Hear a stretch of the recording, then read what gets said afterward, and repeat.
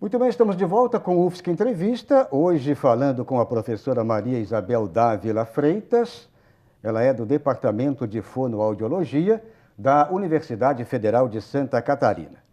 O nosso papo hoje é sobre distúrbio, o distúrbio conhecido popularmente como gagueira, né? Você sabe o que é gagueira, já praticou, não diria praticou, né? Mas você já teve esse distúrbio alguma vez na vida?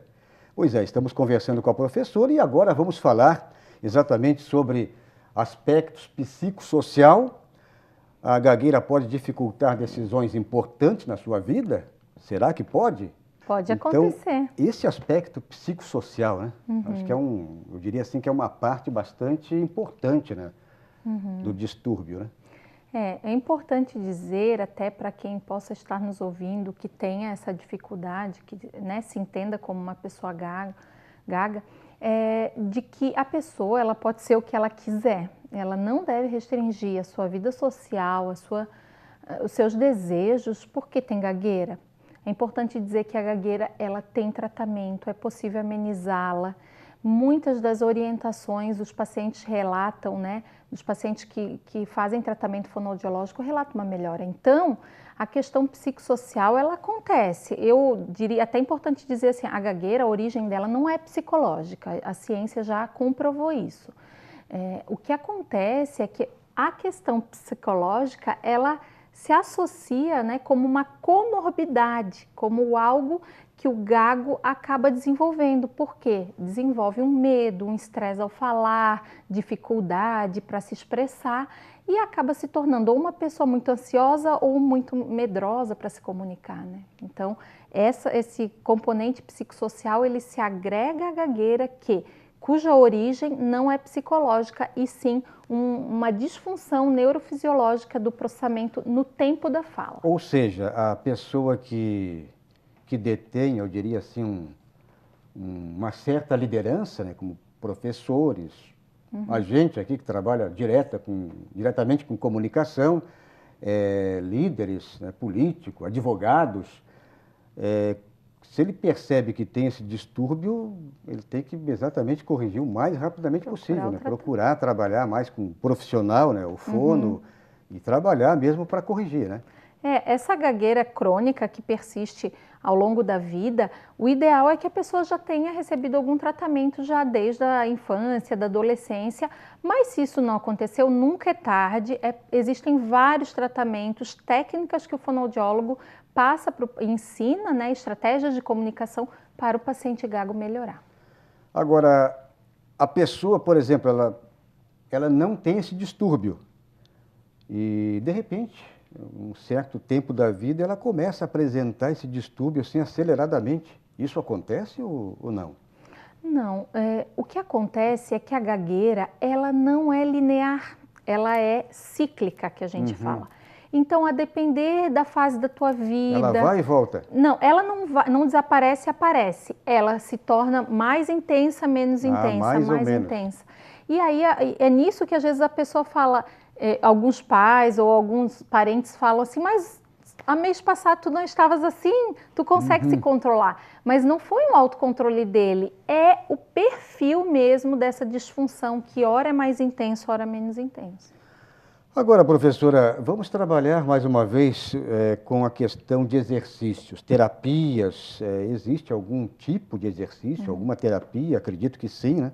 Contra a gagueira? Sim.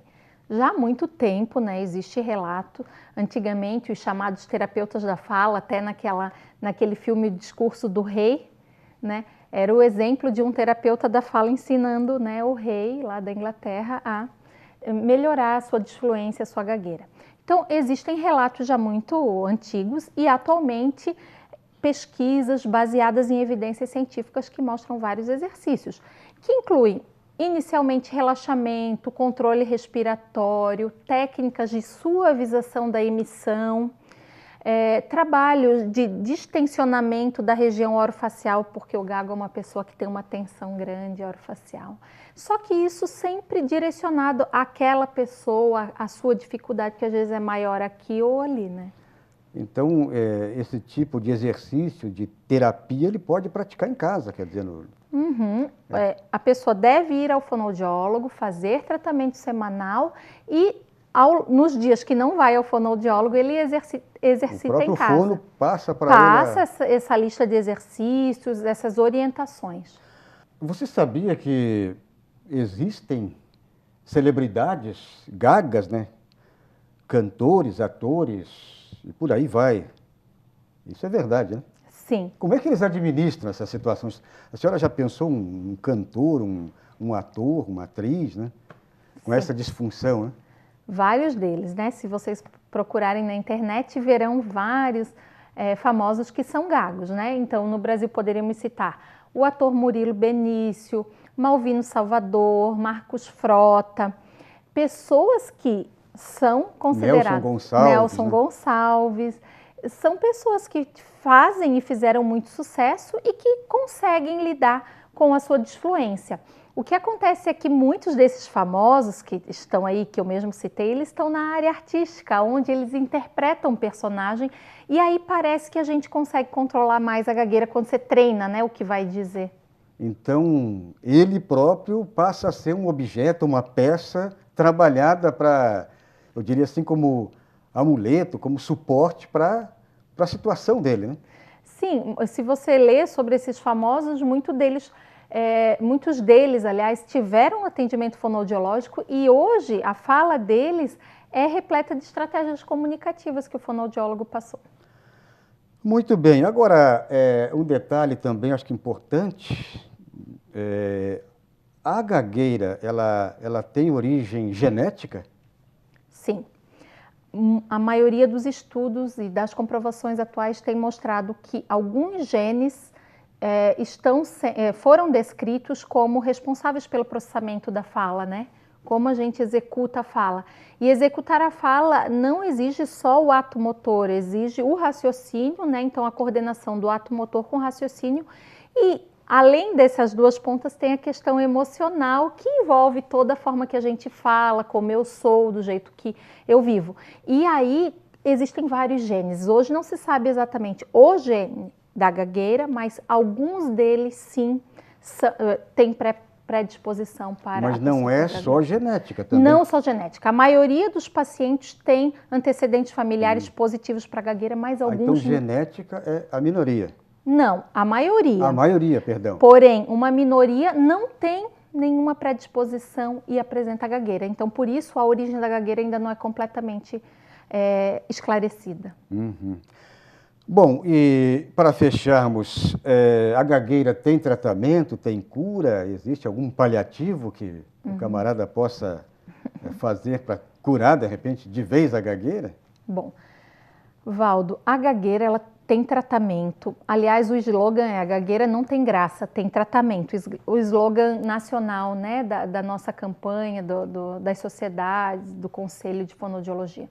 Não tem graça, tem tratamento. Então, há tratamento, contudo, uma cura completa ainda não se descobriu. O que a gente sabe é que o tratamento fonoaudiológico, ele ameniza bastante a gagueira.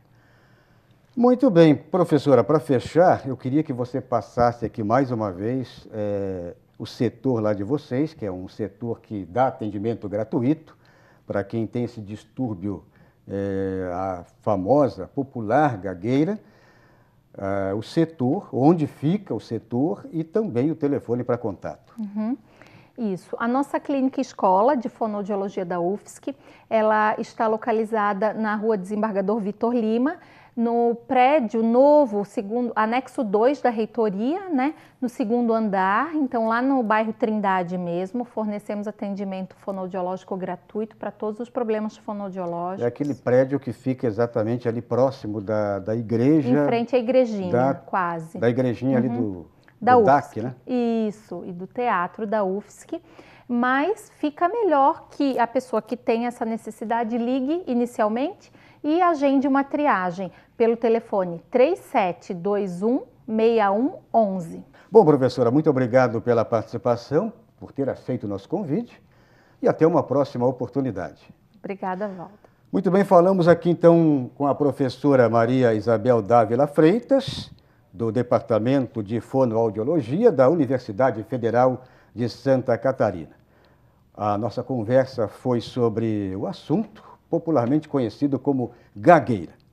Até uma próxima oportunidade e também agradecemos pela audiência. Você que ficou ligado aqui vai continuar ligado na programação da TV UFSC. UFSC Entrevista volta numa próxima edição.